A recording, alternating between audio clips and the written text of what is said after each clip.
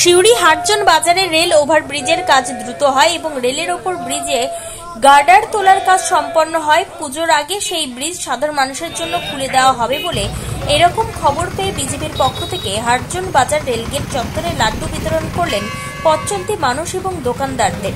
শিউরি town বিজেপির পক্ষ থেকে। এদিন শহর বিজেপির সভাপতি সুনয়ন ভান্ডারীর উপস্থিতিতে দলীয় পতাকা হাতে নিয়ে ওভারব্রিজের কাজ সুষ্ঠুভাবে এবং দ্রুত সম্পন্ন হয় বিজেপি নেতা জগন্নাথ চ্যাটার্জির উদ্যোগে হওয়ার কারণে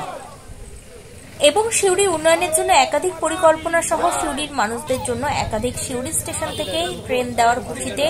জগন্নাথ চ্যাটার্জির সুনাম করে লাড্ডু বিতরণ করা হলো।